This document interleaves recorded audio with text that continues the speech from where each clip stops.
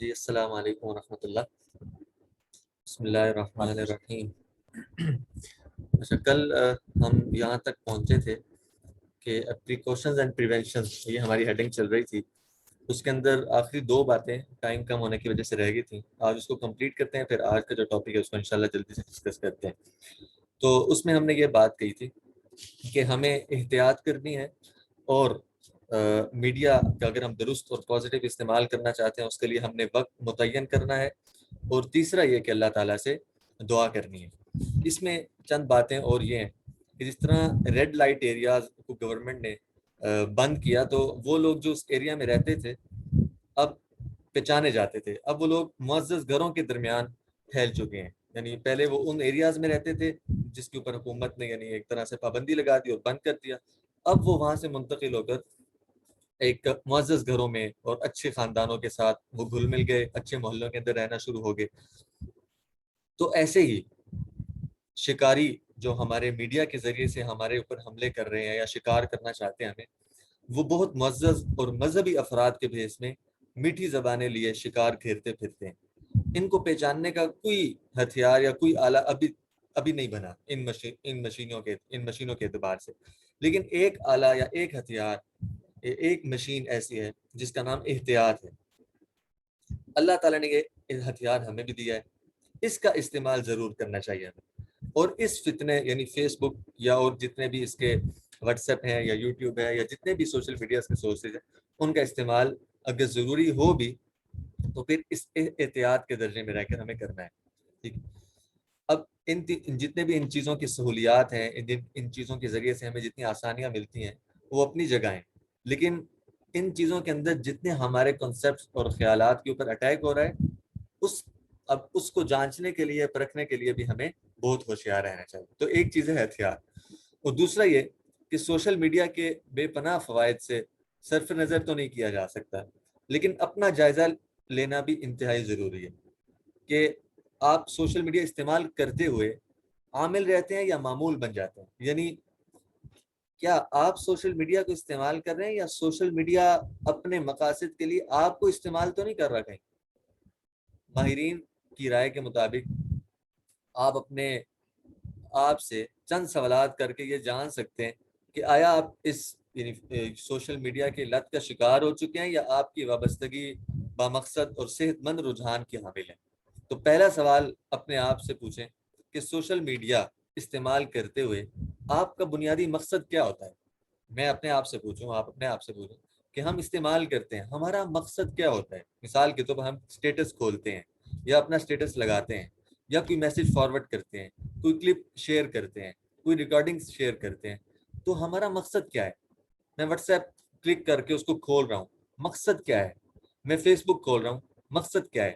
میں گوگل کھول رہا ہوں، مقصد کیا ہے؟ یہ ایپس کھول رہا ہوں، ان کا مقصد کیا ہے؟ تو پہلا سوال، تو میں یہ یوز کر رہا ہوں، پازیٹیو یوز کرنا چاہتا ہوں، نیگیٹو کرنا چاہتا ہوں، جو بھی ہے، تو پہلا سوال ہم اپنے آپ سے یہ کریں کہ اس کا مقصد کیا ہے۔ دوسرا سوال یہ کہ کیا آپ اس ٹیکنالوجی کا شکار ہیں، اور کیا آپ اس کے ہاتھوں استعمال تو نہیں ہو رہے گے؟ اب پھر یہ دیکھنے کی کوشش کریں کہ اگر آپ اس کے ہاتھوں استعمال ہو رہے ہیں تو آپ کو اس کے استعمال کی کیا ضرورت ہے؟ ان سوالات کا جواب اپنے آپ سے معلوم کرنے کی کوشش کریں۔ ہم اس میڈیا کے ہاتھوں استعمال ہو کر اپنے مسائل میں کیوں اضافہ کر رہے ہیں؟ یہ 2-3 سوالات اپنے آپ سے کرنے کی ضرورت ہے۔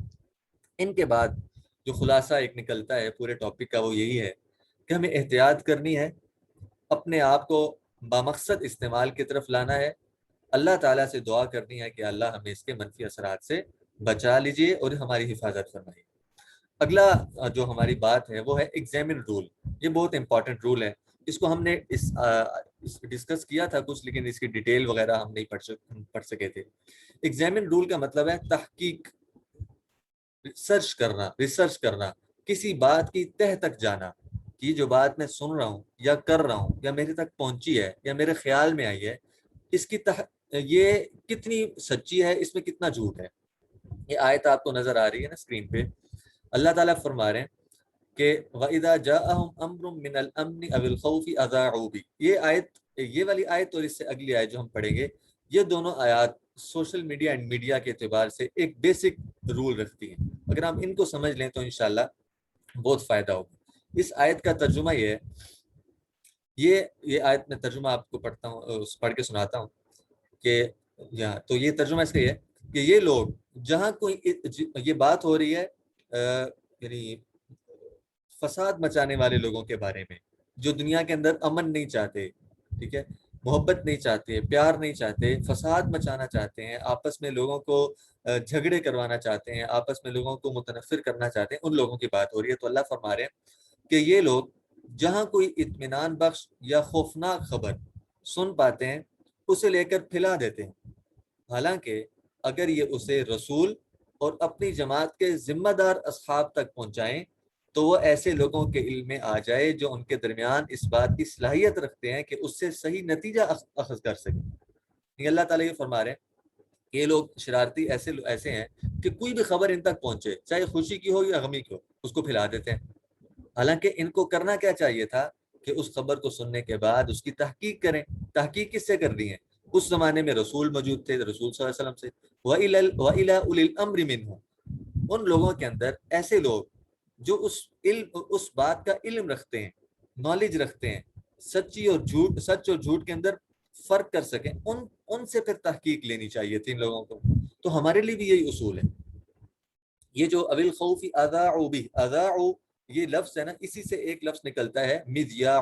عربی میں مذیاع کہتے ہیں ریڈیو کو، ٹھیک ہے. ریڈیو ایک یعنی آلہ ہے، آلہ ہے، مشین ہے جس کے ذریعے سے میڈیا کا ایک بہت بڑا سورس ہے ریڈیو. اس طرح ٹیلی ویژن ہے یا سوشل میڈیا ہے، ساری چیزیں جن چیزوں کے ذریعے سے کوئی بات پھیلائی جا سکتی ہے ساری اس کے اندر داخل ہیں. تو اس کے اندر ہمیں یہ اصول دیا جا رہا ہے کہ ہمیں ایگزامن کرنا ہے، پرکھنا ہے، چیز کو جانچنا ہے کہ ہم جو بات کر رہے ہیں یا سن رہے ہیں اس میں کتنی حقیقت ہے. ایک بات ہی. اب بعض لوگ مدینہ منورہ میں، یعنی اس آیت کا پس منظر یہ ہے کہ بعض لوگ مدینہ منورہ میں بلا تحقیق افواہیں پھیلا دیا کرتے تھے، جس سے معاشرے میں، سوسائٹی میں بڑا نقصان ہوتا تھا. یہ آیت ایسی بے تحقیق افواہوں پر یقین کر لینے اور اسے دوسروں تک پہنچانے کی ممانعت کرتی ہے، اس بات سے ہمیں روکتی ہے. تو ایک تو یہ آیت اپنے ذہن میں رکھیں. دوسرا یہ کہ اکثر تنازعات اور لڑائی جھگڑوں کی ابتدا جھوٹی خبروں اور بے بنیاد افواہوں سے ہوتی ہے، اور جو لوگ جھوٹی خبر دیں یا ان کی بلا تحقیق تشہیر کریں وہ فاسق ہیں. سچے مومن ایسے کام نہیں کر سکتے.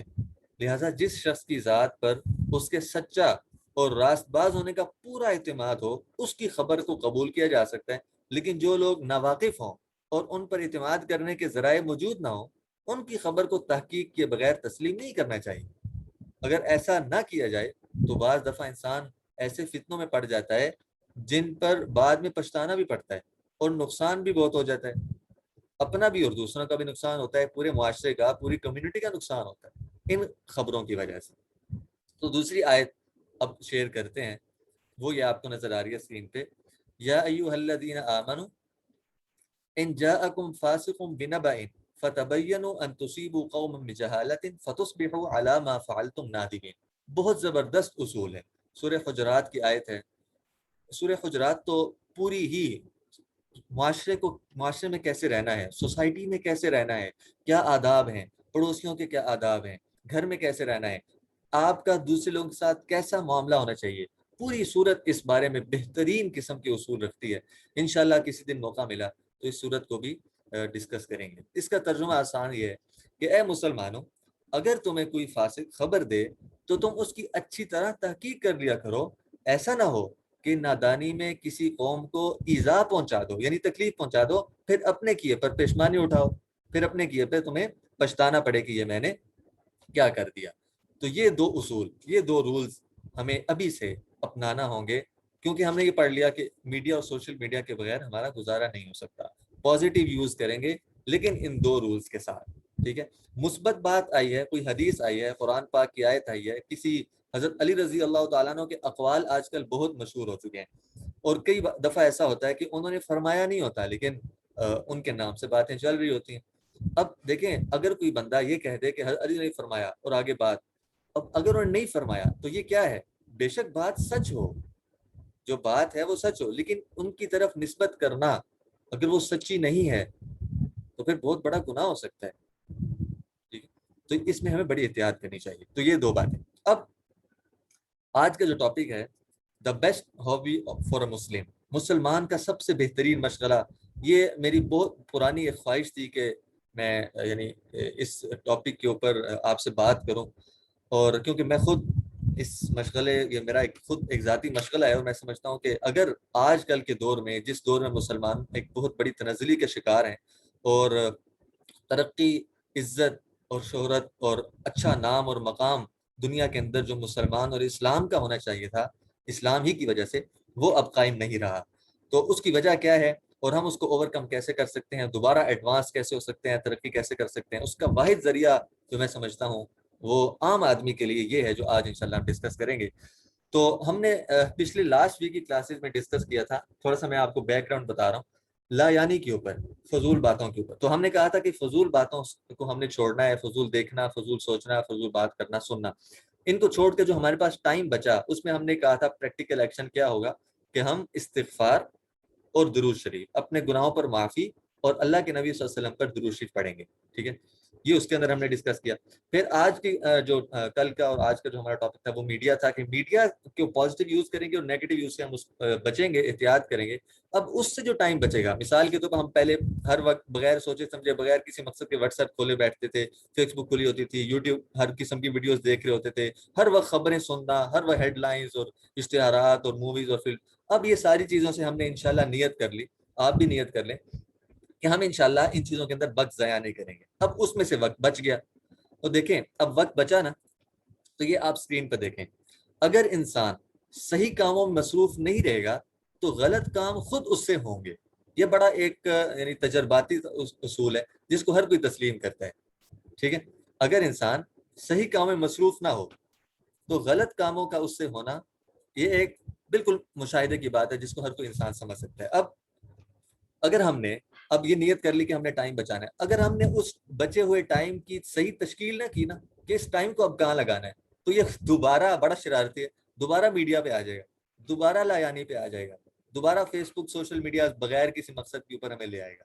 اس لیے اب ہم نے دو باتوں کو جوڑ لیا، ایک تو وہ جو ٹائم بچا تھا وہ بھی، اس کو ہم پھر کہاں پہ لگانا ہے، اور ہمارا اب مشغلہ کیا ہونا چاہیے.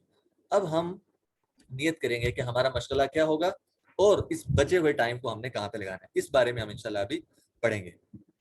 تو جنگی، ہم نے کہا تھا نظریاتی جنگ، آئیڈیولوجیکل وار کا ایک ہمارا ٹاپک چل رہا تھا، اس میں ہم نے کہا تھا کہ جنگی حالات میں ہمیں مطمئن نہیں رہنا. ہماری ساتھ نظریاتی جنگ چل رہی ہے، ہم اس وقت جنگ کی حالات، اگر ہم مطمئن رہیں، انٹرٹینمنٹ یہ کیا ہے، موویز، کلپس، اشتہارات، لطیفے، ان کا کوئی مقصد نہیں ہے. ہاں انسان اگر کام کر کر کے تھک چکا ہے ذہنی طور پر، اب وہ کچھ ریسٹ چاہتا ہے، اس کا اسلام نے طریقہ بتایا کہ یہ ان طریقوں کے سے اپنے آپ کو لطف اندوز کر سکتے ہو، لیکن فضول نہیں، با مقصد، جیسے ہم نے پہلے بات کی.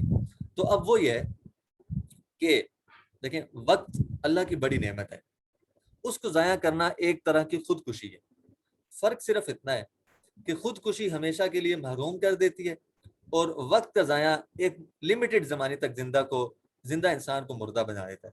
جب تک انسان کی طبیعت، دل اور دماغ نیک اور مفید کام میں مشغول نہ ہوگا نا، اس کا میلان ضرور بدی اور معصیت، گناہوں کی طرف رہے گا.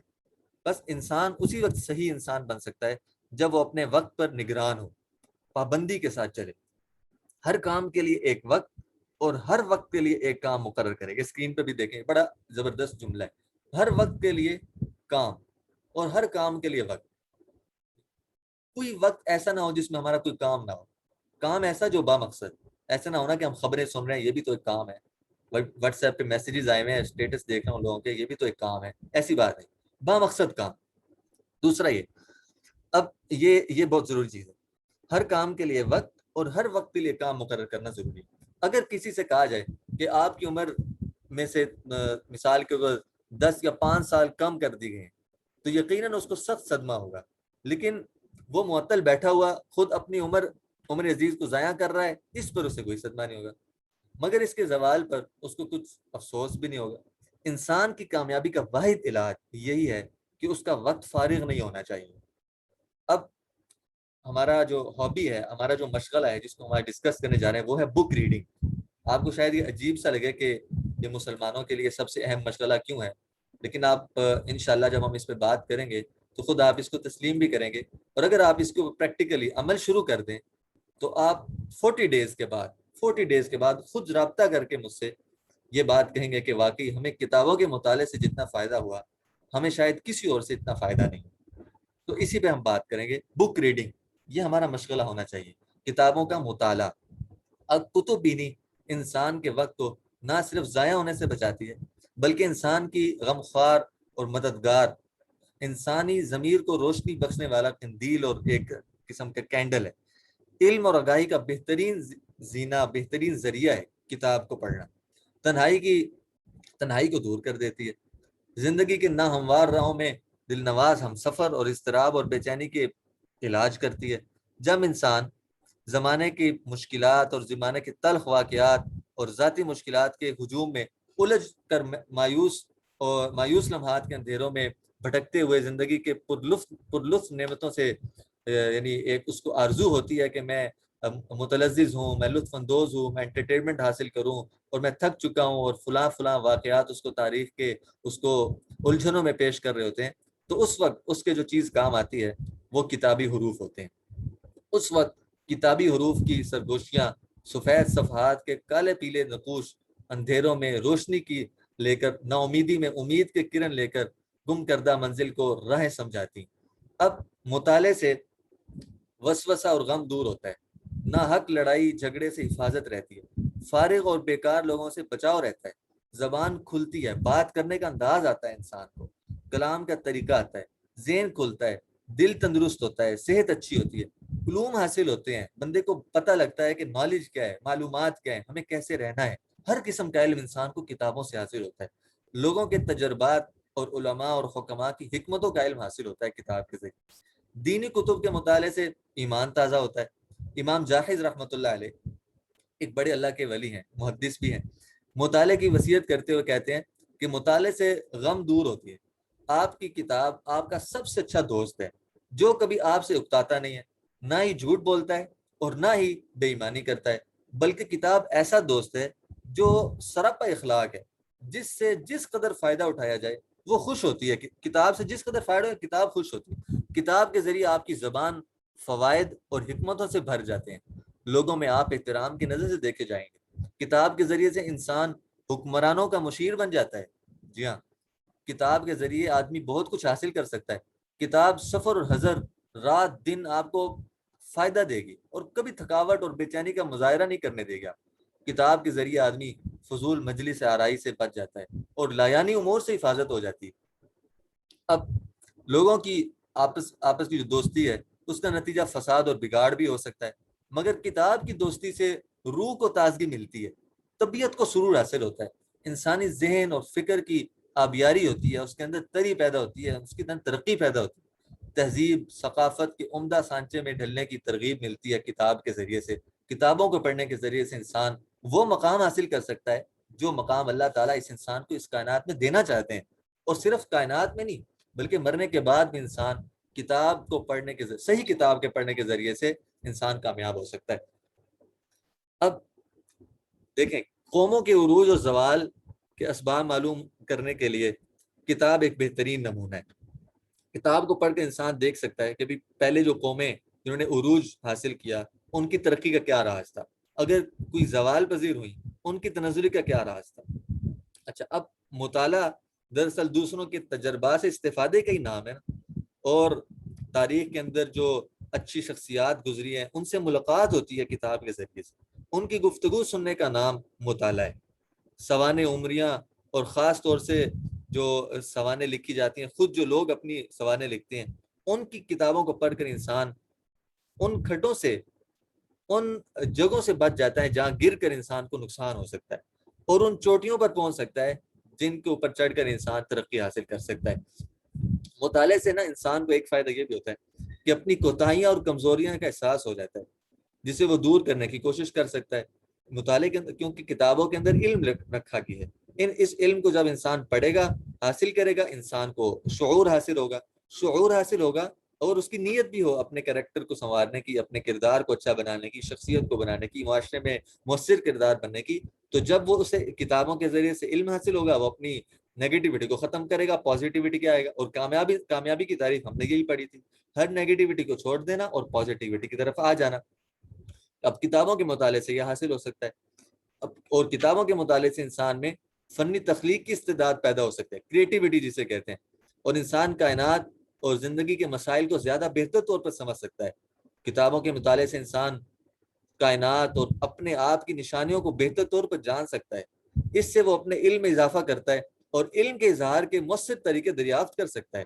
ہم یہ جو مختلف قسم کے تجزیے اور تبصرے کرتے ہیں، ان کے اندر ہماری، اگر ہم کبھی سوچیں نا کہ ہم نے کبھی کوئی علمی بات بھی کی ہے، کوئی ایسی بات بھی کی ہے جو ہم نے کہیں پڑھی ہوئی ہو، ساری باتیں ہماری 24 گھنٹے زیادہ تر ایسی ہیں جو ہم نے صرف سنی ہوئی ہیں. بھائی کتاب سے پڑھ کر جو بات کرے گا انسان، اس کی بات کے اندر دم ہوگا، اس کی بات کے اندر طاقت ہوگی، اس کی بات کا اثر ہوگا. شرط یہ کہ اگر اس نے صحیح بات پڑھی ہو. ایسا نہ ہو غلط کتابوں سے غلط بات پڑھتا رہے اور بعد میں کہے کہ میری بات میں اثر نہیں. ایسی بات.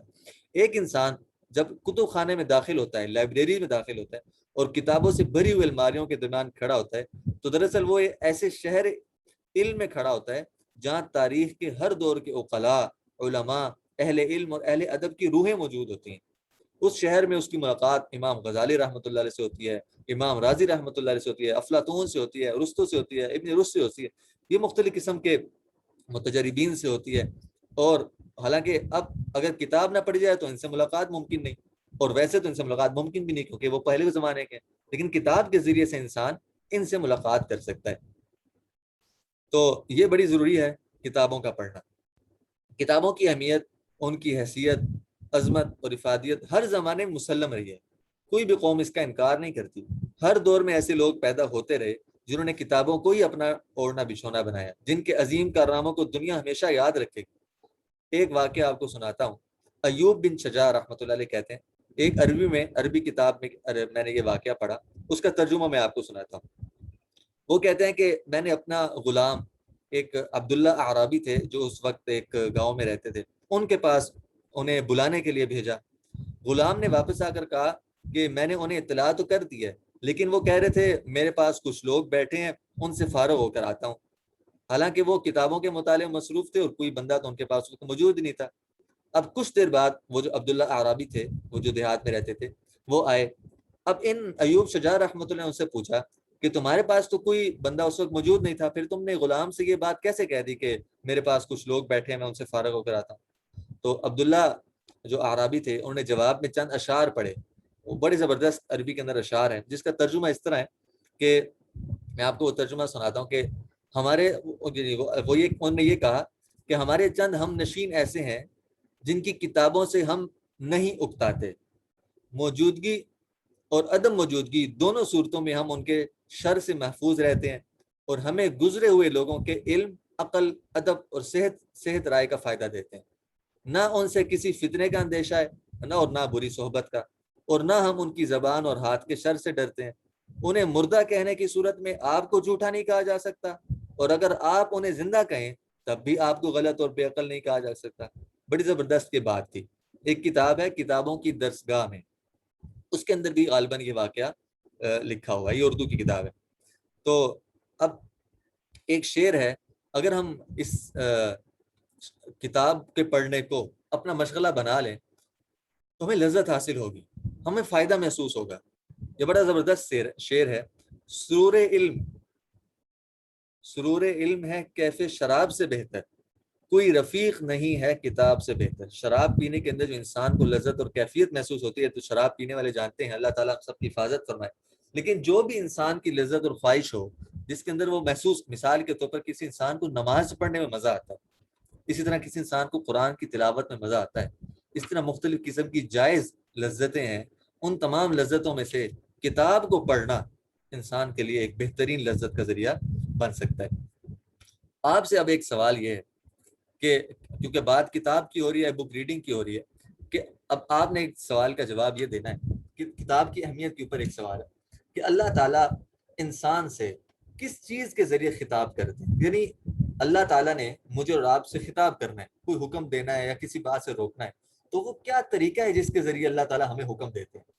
ہمیں کہاں پہ پتہ لگے گا کہ اللہ تعالیٰ ہم سے اس طرح خطاب کر رہے ہیں یا یہ حکم دینا، یہ آرڈر دے رہے ہیں، اس بات سے روک رہے ہیں؟ وہ کون سا ذریعہ ہے، وہ کون سا طریقہ ہے جس کے ذریعے سے اللہ تعالیٰ اپنے بندوں سے خطاب کرتے ہیں. جی کون میں بتائے؟ جواب دینا چاہوں گا. جی جی وہ ذریعہ کتاب ہی ہے، کتاب اللہ قرآن مجید. بالکل صحیح، کتاب ہی وہ ذریعہ ہے. اب اس کی اہمیت کا اندازہ یہیں سے لگا لیں کہ اللہ تعالیٰ نے مجھے اور آپ کو مخاطب ہونے کے لیے جو ذریعہ اپنایا ہے وہ کتاب ہے. جی ہاں، اللہ تعالیٰ نے تمام احکامات ان کتابوں میں دیے جن کے آسمانی کتابوں کے نام سے جو مشہور ہیں، اور اپنے انبیاء کرام علیہ السلام کے ذریعے ان کی عملی تصویر بھی دکھا دی. قرآن مجید کے مطالعے کے بغیر اللہ کے احکامات کو درست طریقے سے جاننے اور ان پر عمل کرنا ناممکن ہے، ممکن ہی نہیں اس طرح. اسی طرح ایک یونانی ڈرامہ نگار تھے، ان کا ایک کتاب میں نے ایک جملہ پڑھا جو مجھے یاد آ گیا، وہ بڑا ضروری ہے. یہ آپ کو اسکرین پہ بھی دیکھیں. جو انسان مطالعے سے گریز کرے وہ ماضی سے بے خبر اور مستقبل کے لیے مردہ ہے.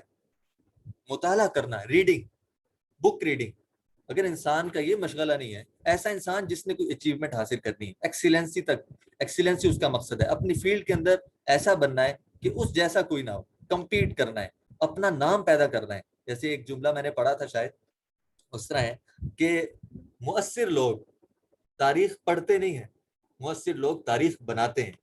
ان کے اوپر تاریخ لکھی جاتی ہے، پھر آنے والے لوگ ان کی تاریخ کو پڑھتے ہیں. ہم سب مؤثر، ہر مسلمان جیسا بھی ہے وہ مؤثر ہے، کریٹیو ہے، اس کے اندر کیپیبلٹی ہے، وہ ایکسیلنسی رکھتا ہے، اپنے اندر اچیومنٹ حاصل کرنے کا شوق رکھتا ہے. فرق اب صرف اتنا ہے کہ وہ اچیومنٹس، وہ محنت، وہ مقاصد جس کے لیے اس کو پیدا کیا ہے، اس کی نظر اب ان سے دور ہو چکی ہے. اب تاریخ اس بات پر گواہ ہے کہ جن قوموں نے کتاب سے دوستی رکھی ہے وہ زندگی کے ہر میدان میں ترقی اور عروج کی منازل طے کرتی گئی. جیسے ہی کتاب اور علم سے ناطا ٹوٹے گا نا، پستی اور ذلت فوراً آ کر گھیر لیتی ہے. امریکہ، Japan, China, London, Paris, Canada, Australia, Italy اور فرانس، یہ ایسے ممالک ہیں جہاں سب سے زیادہ کتابیں فروخت ہوتی ہیں. دنیا میں 28 سے زیادہ ممالک ہیں جہاں کتابیں زیادہ فروخت ہوتی ہیں. ان ممالک میں ایک بھی اسلامی ملک نہیں.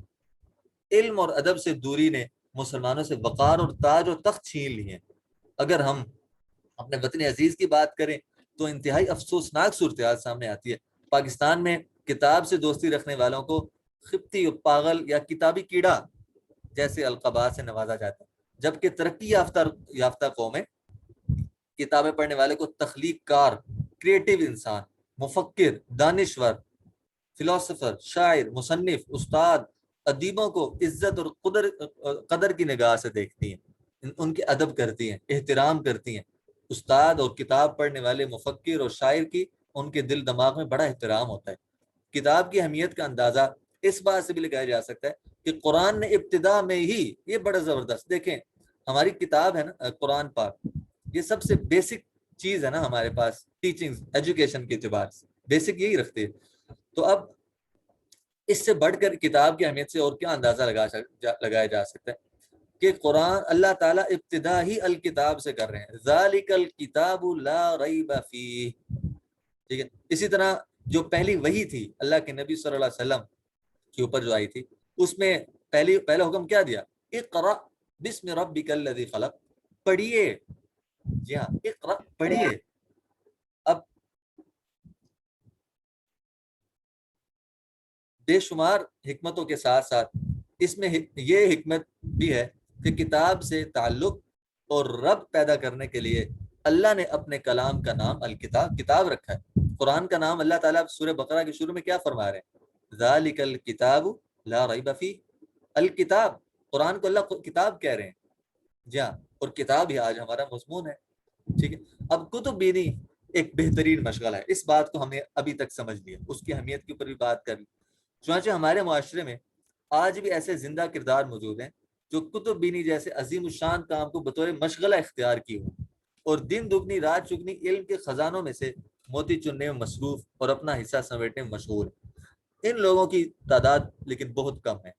ہمارے نوجوانوں میں کتب بینی کا ذوق تقریباً ختم ہو چکا ہے. بہت کم نوجوان ایسے ہیں جو ذوق کتب بینی کی حلاوت سے آشنا ہے، کتاب دوستی پہ نازاں اور کتابوں کی معیت میں خوش ہوتے ہیں. ایسے نوجوان بہت کم ہیں. ایسے نوجوانوں کی ضرورت ہے. ایسے نوجوان جو اپنی نظروں کے سامنے کتاب کے علاوہ ہر چیز کی موجودگی برداشت کر سکتے ہیں لیکن کتاب کی موجودگی برداشت نہیں کر سکتے، ایسے نوجوان ملک اور اپنے آپ، اپنے معاشرے، اپنی سوسائٹی، اپنے گھر، اپنے خاندان کی ترقی کا ذریعہ نہیں بن سکتے. ٹھیک ہے، جو کتاب جن کے سامنے کتاب پڑھنا ان کے لیے بہت مشکل کام ہونا، وہ پھر اس سے آسان کام بھی اور کوئی نہیں کر سکتے. اگر کتاب پڑھنا جس کو مشکل لگ رہا ہے تو پھر اس سے آسان کام بھی وہ نہیں کر سکتے. ہاں، فضول واہیات مجلسوں کے اندر بیٹھنا، ڈرامے دیکھنا، فلمیں دیکھنا، ان کو کتاب پڑھنے کے اوپر ان چیزوں کو ترجیح دیتے ہیں. اپنے بال سنوارنا، اپنا جو ہے نا ظاہر سنوارنا، اچھے سے اچھا جوتا پہننا، بس قمیض کے اوپر ایک بھی وہ اس کی استری نہ خراب ہو، اور بیٹھنا اس طرح ہے، چلنا اس طرح ہے، ہمارا پاؤں یہ والا ادھر پڑنا چاہیے، بولنے کا انداز اس طرح ہونا چاہیے، منہ کو ٹیڑھا اس طرح کرنا ہے. یہ ساری چیزیں نا ہمارے معاشرے کو خراب کر رہی ہیں. اور یہ ساری چیزیں پتہ ہے کہاں سے آ رہی ہیں؟ فلم اور ڈراماز اور موویز دیکھنے کی وجہ سے. ہمارے لیے بہترین نمونہ اللہ کے نبی صلی اللہ علیہ وسلم کی ذات میں موجود ہے. جیسے وہ چلے ہم اس طرح چلیں گے، جس طرح انہوں نے بات کی ہم اسی انداز سے بات کریں گے، جس طرح انہوں نے ہمیں سکھایا ہے کہ کھانا ایسے ہم اس طرح کھائیں گے. ان چیزوں میں پڑھ کر انسان، اس کی کوئی لیمٹس نہیں ہوتی. پھر انسان اگر زینت اختیار کرنے لگ جائے نا، بہت زیادہ اپنے آپ کو سنوارنے لگ جائے، اس کی پھر لیمٹس نہیں ہے. اگر انسان سمجھتا نا کہ آج میں اس طرح کر لوں بس اس طرح رہوں گا، تو فیشن کی کوئی لمٹ نہیں ہے، سٹائلز کی کوئی لمٹ نہیں ہے، رواج کی کوئی لمٹ نہیں. آج یہ رواج ہے، کل نیا فیشن آئے گا، پھر آپ کیا کریں گے؟ اس لیے ان چیزوں کے اندر وقت نہیں ضائع. اپنے آپ کو سادہ رکھیں، سادہ رکھیں گے وقت بچے گا. اس وقت کو پھر کتاب میں لگائیں، کتاب پڑھنے میں لگائیں. کتاب پڑھنے کے اندر پھر جو آپ کو فائدہ ہوگا، اس سے آپ کی اپنا ایک تو اپنی کریکٹر بلڈنگ ہوگی، دوسرا معاشرہ بنے گا آپ کی وجہ سے، سوسائٹی بنے گی، آپ کا گھر بنے گا سب سے پہلے، پھر اس کے بعد آپ کا ملک آپ کی وجہ سے ترقی، پھر اس کے مسلمان، پوری مسلم امہ چاہے وہ جس بھی ملک میں رہتے ہوں، وہ آپ کی وجہ سے امن حاصل کریں گے، فساد سے بچیں گے، برائیوں سے بچیں گے. اب یہ کتاب نہ پڑھنے سے، کتابوں کے پڑھنے سے دوری اور بودی کا نتیجہ ہے نا کہ ہمارے نوجوانوں میں اپنے اسلاف، اپنے بڑے اکابرین کی قدردانی اور مرتبہ شناسی کا عنصر ناپید ہو چکا ہے، ختم ہو چکا ہے. اساتذہ اور ہمسائے کے حقوق سے عدم واقفیت اپنے عروج پر ہے. اس سے زیادہ پرخطر، باعث تشویش، قابل غور اور قابل اصلاح بات یہ ہے کہ نئی نوجوان نسل کا رویہ اپنے والدین کے ساتھ بھی قابل افسوس ہے، قابل ماتم ہے، قابل مذمت ہے. اگر ہم اپنی نئی نسل کو کتب بینی کی لذت، حلاوت، شیرینی اور چاشنی سے آگاہ کریں نا، اور انہیں مطالعے کا خوگر بنائیں، اپنے مشرقی روایات کی پاسداری کا پابند بنائیں اور سچے مسلمان ہونے کا درس دیں، تو قوی امید اور امکان ہے کہ ہمارے معاشرے میں بڑے پیمانے پر حقیقی معنوں میں تبدیلی آ جائے گی، اور ملک اور ملت کا نام دنیا کی مہذب ترین اقوام میں انشاءاللہ شمار ہونے لگے گا اللہ تعالیٰ کی توفیق سے. تو اصل چیز مطالعے کا ذوق پیدا کرنا ہے، اپنے اندر شوق دلانا ہے مطالعے کا، ریڈنگ کا، کتاب پڑھنے کا. اگر ذوق پیدا ہو جائے تو دماغ کو نہ تھکن کا احساس ہوتا ہے اور نہ ہی جستجو اور طلب کی تشنگی کم ہوتی ہے، نہ شوق کم ہوتا ہے. پھر بھی مطالعے کے دوران جب تک ہمیں تھکن اور الجھن کا احساس نہ ہو، مطالعہ جاری رکھنا چاہیے. اور اگر تھکن اور الجھن محسوس ہونے لگے تو اس کو چھوڑ دیں، تھوڑی دیر کے لیے چھوڑ دیں، اس کے بعد میں مطالعہ کریں. مطالعہ، اب سوال یہ ہے کہ مطالعہ کن کتابوں کا کیا جائے؟ تو یہ چیز آدمی کے نا اپنے ذوق اور طبیعت پر منحصر ہے. جس کو جس فن میں بھی دلچسپی ہو، اسی فن سے متعلق وہ کتابوں کا مطالعہ کر سکتا ہے.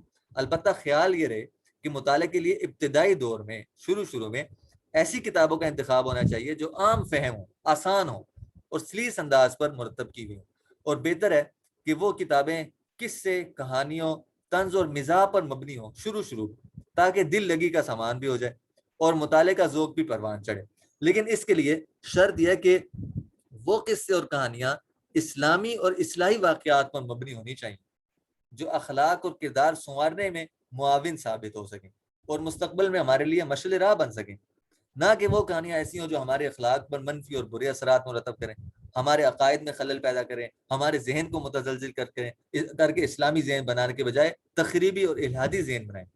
اسی طرح عشق اور عاشقی اور جھوٹے محبت اور الفت کے نام پر جو ناولز لکھے جاتے ہیں، ان سے ہمیں بچنا چاہیے. اور اسی طرح افسانے اور فحش لٹریچر سے بھی لگاؤ نہیں ہونا چاہیے، اس لیے کہ یہ ہمیں حقیقت کی دنیا سے نکال کر خوابوں میں جینا سکھاتی ہیں, ہمیں بزدل ڈرپوک بناتی ہیں, اور سب سے بڑھ کر ہمارے لیے ایمان پر ڈاکہ ڈالتی ہیں. شخصیت کی ثقافت کو مجروح کر کے یہ چیزیں رکھ دیتی ہیں, ہمارا کوئی کردار پھر معاشرے میں نہیں ہوتا. یہ بات صحیح ہے کہ اس سے ہماری زبان درست ہوتی ہے, نئے نئے الفاظ ملتے ہیں, جچے تلے جملے میسر آتے ہیں, مگر اس سے زیادہ نقصان یہ کہ ہمارے ایمان کو کھوکھلا کرتی چلی جاتی ہیں, بدکاری اور بے حیائی کے ذرائع فراہم کر کے ہمیں ان کے انجام دہی پر ابھارتی ہیں, ہمارے ذہن کو محدود کر کے غلط اور فساد کی طرف لے جاتی ہیں. اس لیے مطالعے کے لیے ابتدائی دور میں اگر ہم نبی کریم صلی اللہ علیہ وسلم, امہات المؤمنین رضی اللہ علیہن اور صحابہ کرام رضوان اللہ علیہ مجمعین کی سیرت اور سوانح پر لکھی گئی ابتدائی کتابوں کا مطالعہ کریں تو یہ ہمارے لیے کافی فائدہ مند ثابت ہو سکتا ہے. اسی طرح اسلامی شخصیات کی حالات زندگی پر لکھی گئی کتابوں کا مطالعہ کریں تو مطالعہ کرنے کی عادت بھی پڑے گی, اور اپنے اسلاف اور اپنے بڑوں کی تاریخ سے بھی ہم آشنا ہو جائیں گے. شخصیات کی سوانح پڑھنے کا فائدہ یہ ہے کہ اس زمن میں ان کی زندگی کھلی کتاب کی مانند ہماری نگاہوں کے سامنے آ جاتی ہے, اور انہوں نے کن کتابوں کا مطالعہ کیا, زندگی کے نشیب و فراز سے کس طرح وہ گزرے, ان تمام چیزوں کا ہمیں بھی علم حاصل ہو جاتا ہے. تو اس کے ذریعے سے ہم ان کے تجربات سے استفادہ کر سکتے ہیں. اب میٹنگ تقریباً یہ والی ختم ہونے لگی ہے, لیکن کیونکہ ٹاپک شروع ہو چکا ہے تو آپ شاید 10 یا 15 منٹ اور لگیں نیکسٹ میٹنگ میں, تو آپ اس لنک کو کلک کر کے دوبارہ جوائن ہو جائیں, کیونکہ اگر آج ہم نے اس کو کمپلیٹ نہ کیا تو نیکسٹ ویک پر بات چلی جائے گی, اور آپ کو پتہ ہے یہ کنٹینیوس نہ رہا تو وہ تسلسل اور شوق جو ہمارا بنا ہوا ہے, کیونکہ ہم نے تو کتابوں کو پڑھنا شروع کر دینا ابھی سے, تو وہ پھر جاری نہیں ہو سکے. دوبارہ کلک کر کے جوائن ہو جائیے. جزاکم اللہ خیر.